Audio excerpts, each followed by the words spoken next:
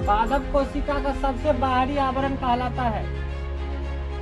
पादप कोशिका का सबसे बाहरी आवरण कहलाता है, क्या कहलाता है? पादप कोशिका का सबसे बाहरी आवरण कहलाता है। क्या हो जाएगा? कोशिका झिल्ली, कोशिका भित्ति या टोमोप्लास्ट या अंतःस्रावी जालिका।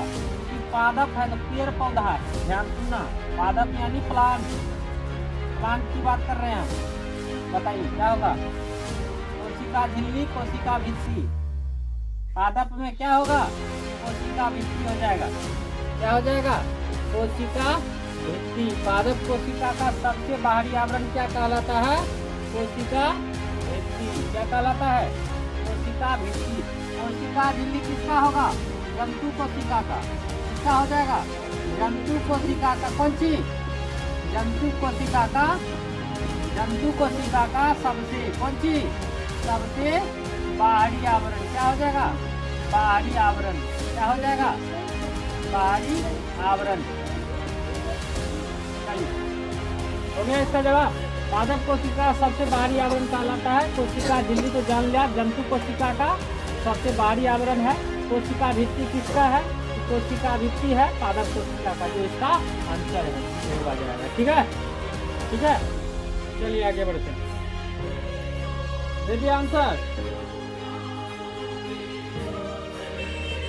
ठीक है।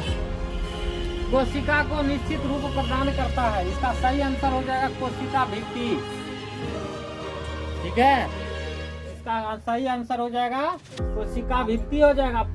इसका मतलब है पादप कोशिका को। ठीक है ना, इसका मतलब है पादप कोशिका को। इसका आंसर बता रहा है इस तरह से हो रहा है, तो पादप कोशिका को हो रहा है। ठीक है, तो इसको ध्यान में रखना। लिखा है कोशिका को निश्चित रूप प्रदान करता है, तो हो जाएगा वो कोशिका भित्ति। क्या हो जाएगा? कोशिका भित्ति। क्या हो रहा है पीछे में?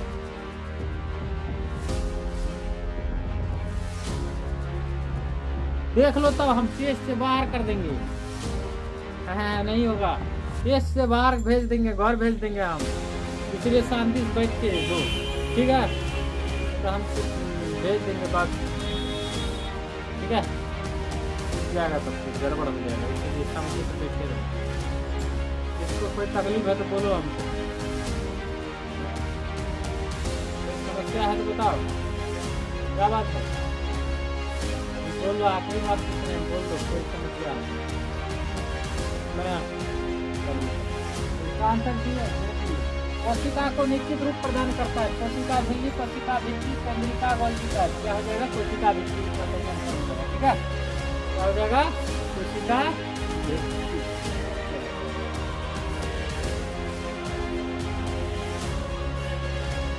चलिए अगला प्रश्न है, कोशिका द्रव में उपस्थित महीन साक्षित झिल्लीदार और अनियमित नलिकाओं का घना जाल कहलाता है। कोशिका द्रव में एक जाल जैसी रचना होती है। ठीक, पूरा का पूरा घना रहता है, झिल्लीदार होता है। ठीक, इसको क्या बोलते हैं? तो उसको बिना सोचे समझे इसका आंसर दे सकता है। एक चीज से मैच कर रहा है, देखो इसका आंसर डी हो जाएगा, अंतःप्रदर्वी जालिका। जाली के जैसा होता है तो अंतःप्रदर्वी जालिका हो जाएगा। ठीक है, बाद बाकी तो गोल्जिका नहीं होता, माइटोकॉन्ड्रिया नहीं होता, राइबोसोम नहीं होता है। ठीक है, तो इसका आंसर क्या हो जाएगा?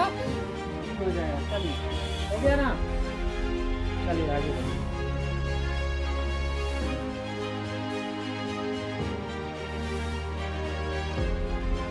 प्रोटीन निर्माण का सक्रिय स्थल है लाइसोसोम, राइबोसोम, माइटोकॉन्ड्रिया या गोल्जिका है।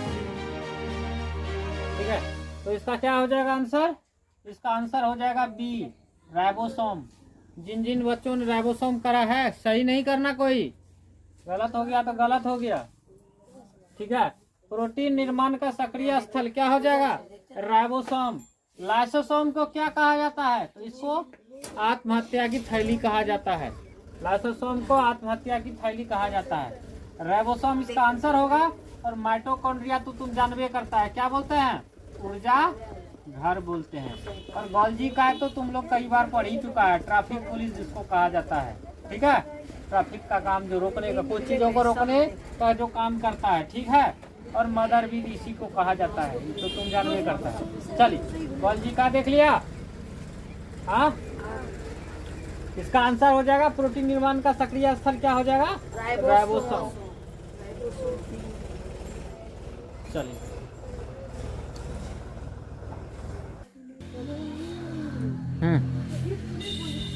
कौन सा कोशिकांग केवल पादप कोशिका में पाया जाता है?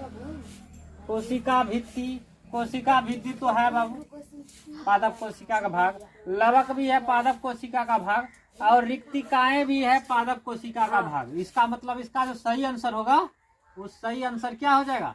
डी हो जाएगा, सब हो जाएगा। कोशिका भित्ति भी पादप में होता है, लवक भी होता है, रिक्तिकाएं भी होती है, ठीक, हाँ, और डी उपयुक्त सभी। इसका आंसर हो जाएगा उपयुक्त सभी, ठीक है।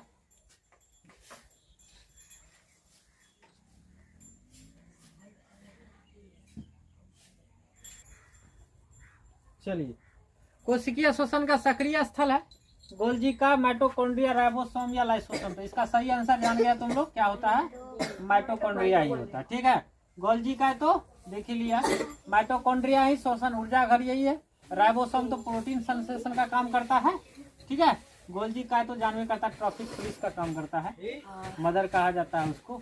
और भी इसका ढेर सारा कार्य आगे हम चैप्टर चालू करेंगे तो पूरा पढ़ने वाले हैं हम गोल्जी का के बारे में, ठीक है।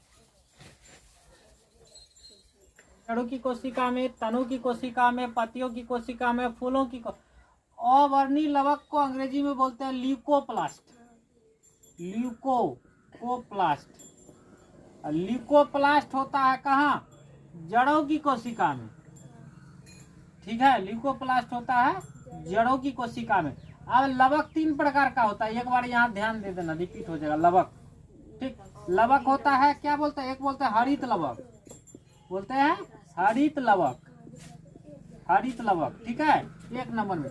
दूसरे नंबर में क्या होता है? दूसरे नंबर में क्या होता है? वर्णी लवक। क्या होता है? वर्णी लवक, जिसको क्या बोलते हैं? सॉरी, हरित लवक इसी को बोला जाता है क्लोरोफिल बोलते हैं इसको, इसमें जो वर्णक होता है, ठीक। वर्णी लवक को क्या बोला जाता है? बोलो। क्रोमोसोम क्या बोलते हैं? क्रोमोप्लास्ट, याद आ गया, क्रोमोप्लास्ट बोलते हैं इसमें। इसको क्या बोलते हैं? ल्यूकोप्लास्ट तो होबे किया यहाँ पर। हरित लवक, वर्णी लवक, और एक होता है ल्यूकोप्लास्ट, इसी को बोलते हैं अवर्णी लवक। ध्यान से सुनना, अवर्णी